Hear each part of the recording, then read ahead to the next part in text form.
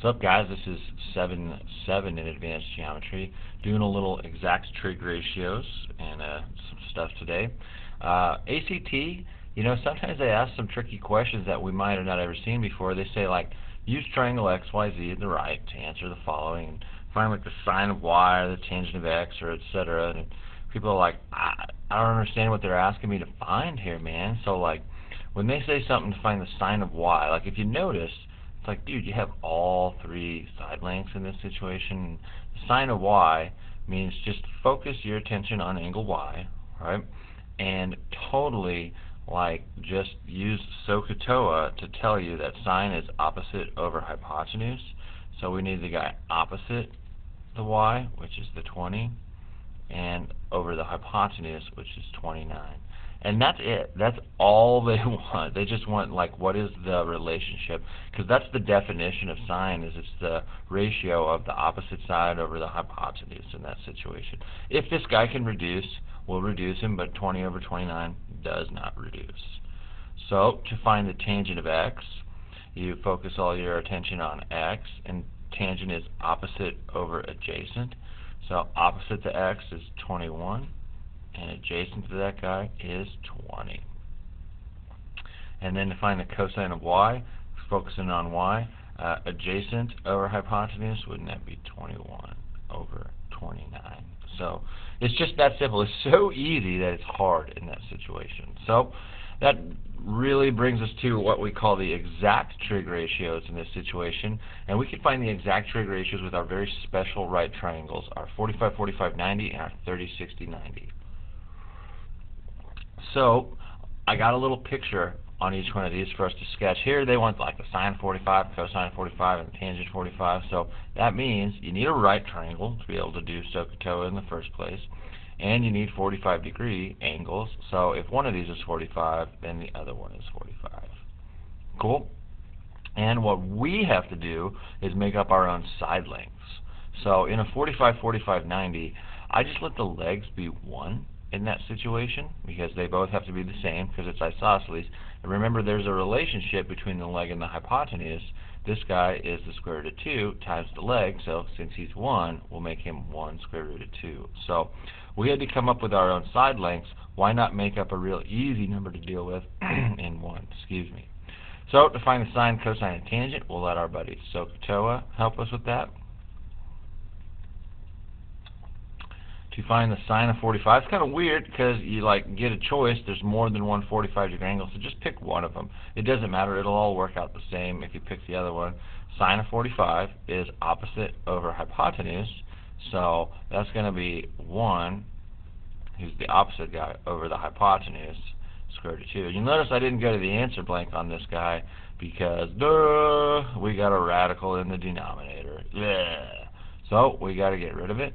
We'll multiply by radical 2 over radical 2, and that's the square root of 2 over 2 in that situation. And that is the exact answer. Now, it is true that people are like, well, can't you just hit like the sine of 45 in your calculator? Well, yeah, but it's going to give you this nasty decimal. This is an approximate answer. Here is the exact answer right here. So sine of 45 was radical 2 over 2. To find the cosine of 45, still focusing all our attention on that guy, and I need adjacent over hypotenuse. Well, that's going to be 1 over the square root of 2. Yo, dude, that's exactly what I ended up just having right here, so why go through all that work again? It's just going to clean up to be the square root of 2 over 2. So it's kind of interesting that the sine of 45 and the cosine of 45 are the same thing. Well, that's because this is isosceles, so the opposite and the adjacent guys are the same number.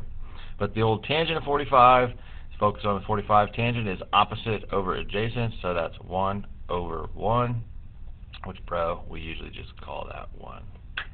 So there's some exact trig ratios right there. Make up your own side lengths.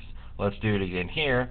Notice they say sine of 30, sine of 30, cosine of 30, tangent of 30, and over here all 60s. So we need a right triangle to be able to find sine, cosine, and tangent, and it's got to have a 30 in it. For these guys, well, isn't this a 30, 60, 90? So I'm going to just go ahead and put all three angles in there. This is very, very, very, very special. We're going to make up our own side lengths. So the short leg is the key for this guy, so I'm going to make him 1. And since the hypotenuse is twice as big, that would be 2. And since the long leg is square root of 3 times as big, I'm going to make him the square root of 3. My pen would work. So, boom. And then, to let SOHCAHTOA help us out, let's find each one. Sine of 30. So I'm focusing on the 30. Sine is opposite over hypotenuse. 1/2, baby. Opposite over hypotenuse. Cosine, adjacent over hypotenuse. So the adjacent is the square root of 3, and the hypotenuse is 2. And that's nice because we don't have a radical in the denominator or anything there, so cool for us. And tangent of 30 is opposite over adjacent. We're going to get a radical in the denominator. So we'll rationalize him. Multiply by radical 3 over radical 3, and won't that be square root of 3 over 3 in that situation? So those are the exact trig ratios for 30 degrees. Now let's go over here and do it for 60 degrees. So I got a separate picture because you could use the same picture. I mean, everything's still the same.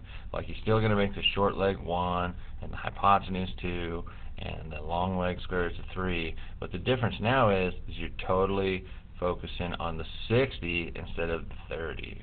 Right? So sine of 60 is going to be opposite over hypotenuse, and opposite the 60 is square root of 3, and the hypotenuse this time is 2. The cosine of 60 is going to be adjacent over hypotenuse, so that's 1/2, and the tangent of 60 is going to be opposite over adjacent, so that's going to be the square root of 3 over 1. So my bad, square root of 3 over 1. So we usually call that square root of 3, baby. Cool. Hey man, that's really it for today's lesson. The exact trig ratios and just basic, okay, maybe it's not exact, but they just have you find the sine, cosine, or tangent of some certain angle, you know, just right into the ratio.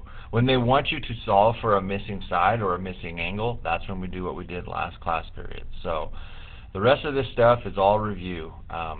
The polygons below are similar. Find the following. So you figure out this is the big polygon, this is the little. Find the scale factor and set up proportions for this guy. And then back here, can you prove the triangle similar? You know, the answer to this one, check it out. We've got this side right here, which is 12 units long. And we've got this side right here, which is 18 units long, if my pen would work. So I can't do side, side, side because I'm missing this side length right here. I can't do angle, angle because these guys aren't parallel to each other, but I do have one set of angles between, let me get my highlighter, this little triangle right here and this big triangle that we were just talking about right here. Like, don't I have this angle shared up here? So I could possibly get a side angle side. The scale factor from big to little is 12 over 4, which is 3 to 1. This is also 3 to 1, right? So yes, they are similar by side angle side, and then you could set up a proportion and solve for x. And then these other guys, I think you should do this. It's kind of fun. It's like a little joke. It's what do they call the big grass field on an orbiting satellite? So you answer all these questions down here, and then it'll answer the joke. So it says for these 8 exercises, find the length of x. For the remaining exercises, find the length needed to solve the problem. Round each inch to the nearest tenth. Cross out each box that contains the correct answer. When you finish, when you're all done, write the letters from the remaining boxes in the spaces at the bottom of the page. So I'll kind of do the first two with you here. It says solve for x, so this is a right triangle, and they give me like some side and some angle measures, so we'll let SOHCAHTOA help us out. Maybe write this at the top of the page. And focus all your attention on this. This is the opposite side, and this is the hypotenuse. So I will do the sine of 32 equals x over 4, and say 4 times 32 equals x. And then I just punch that in my calculator. 4 times sine 32. Boom. And that's about 2.1. So x is about 2.1. So I go find me about 2.1, and I cross that guy out. when I find these answers, I'm crossing that out. And I'm crossing out the choice of this letter E.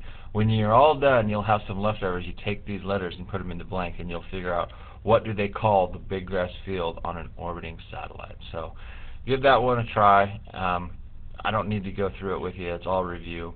And then on your homework, you'll have a very similar worksheet. Follow the instructions for the jokes and all that stuff. So cool. Let me know if you guys have any questions.